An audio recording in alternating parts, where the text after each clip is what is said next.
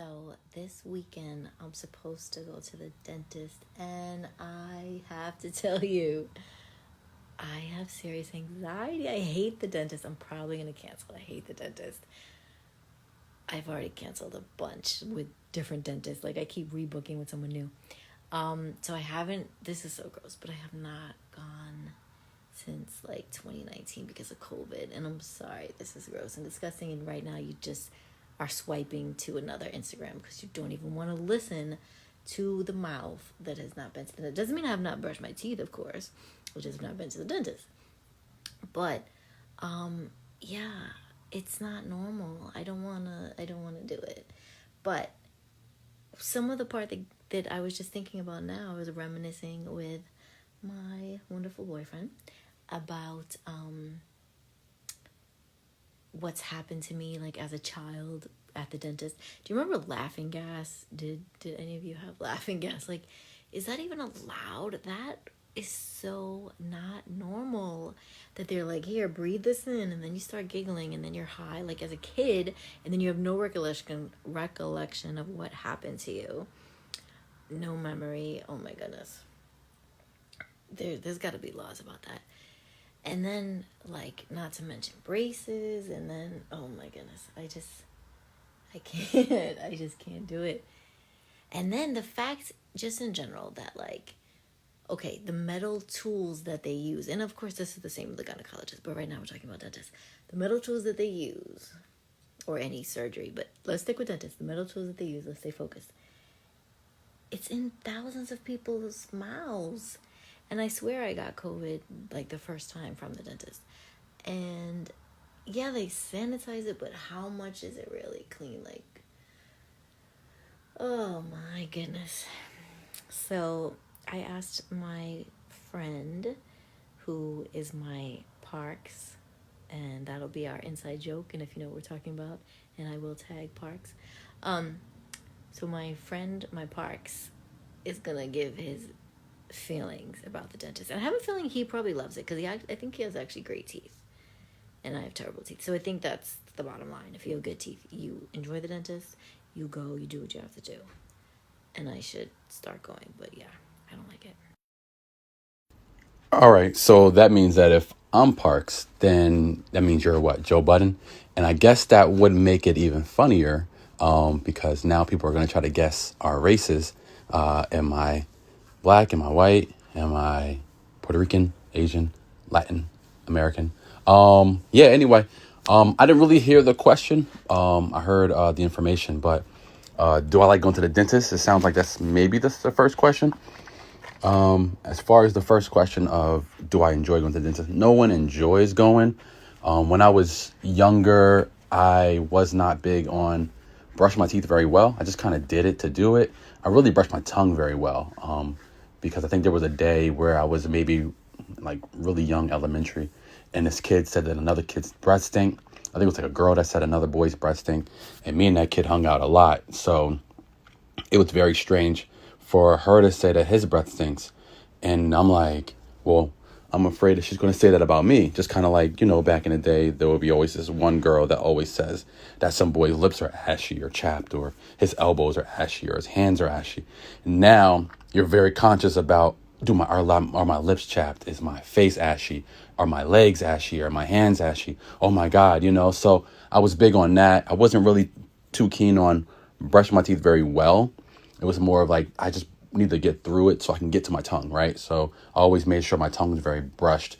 Then later on, I realized that brushing your tongue really doesn't do anything, even though people still do it. But, you educate yourself and you start to realize that there are better techniques out there than brushing your tongue, right? But yeah, that's something that I did a lot. I started to use a lot of mouthwash back then. So mouthwash doesn't really bother me. I never really flossed. The dentist used to always complain about me not flossing, but they would always say after a certain amount of years, let's say I got into like middle school, I used to start getting, wow, you must do a really good job flossing. And I never really flossed. I just did a really good job brushing by the time I turned maybe like 11 or 12. I could brush my teeth, but never really brush my hair.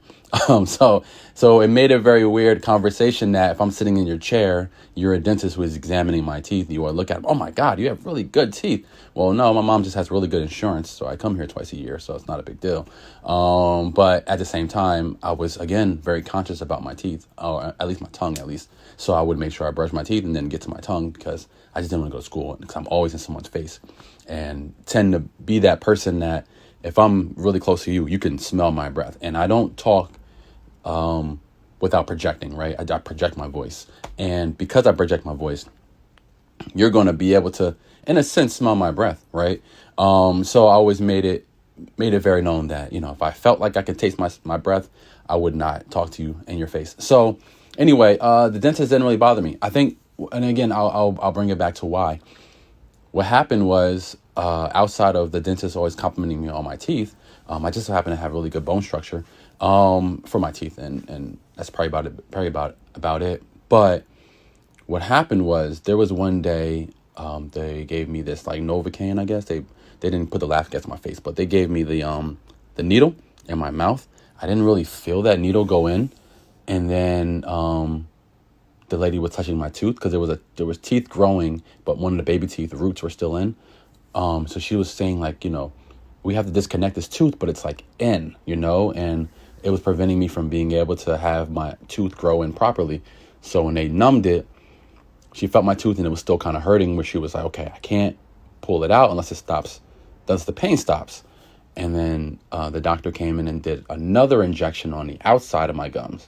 So I did the first one on the inside, the second one on the outside, and he was feeling the tooth and was like, can you feel this? And I was like, yeah, I can still feel that, like a lot. And he was like, I don't get why your gums aren't numb. So they use like this numbing cream all around my tooth. And then I could still feel it. And he was like, you know what? Give me a second. Let me just see if you can feel it now. And he just pulled the tooth out. And I was like, weirdly enough, I can still feel it. He's like, dude, I took the tooth out like 2 seconds ago. So weirdly enough, although I could still feel it, I didn't feel any pain. So I never really looked at the dentist as a place that causes pain. So I never was really afraid of that. But what does bother me is when I started going to doctors, right? For some weird reason, doctors tend to feel like they always want you to come back. I feel like I'm a car and I'm always breaking down.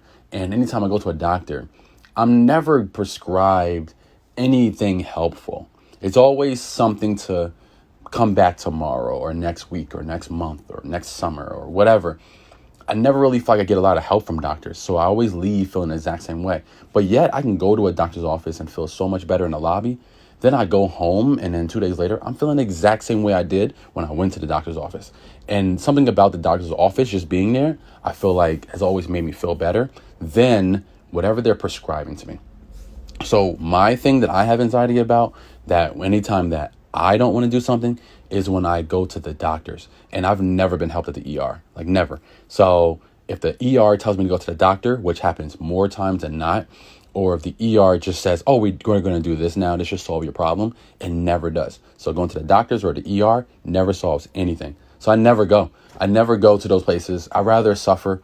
And sometimes I'll go, but I have to be at a point where someone else has to drive me.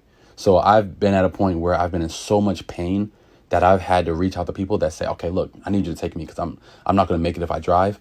That's the only way for me to go to the dentist. The ER or go to the doctors. Sometimes I'll go for a checkup, but, some little routine checkups, or use the restroom, let's get a blood sample, let's get a pee sample. Like I'll go for that type of stuff. I'll have them do a couple x-rays just to make sure everything's okay.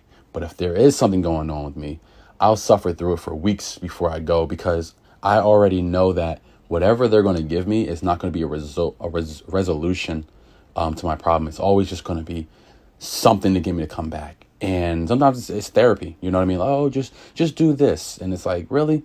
You just want me to come back next month? So if there was ever a thing that I can say is I hate coming here and I don't want to go, I get anxiety for going, it's most likely going to be the doctors or the ER.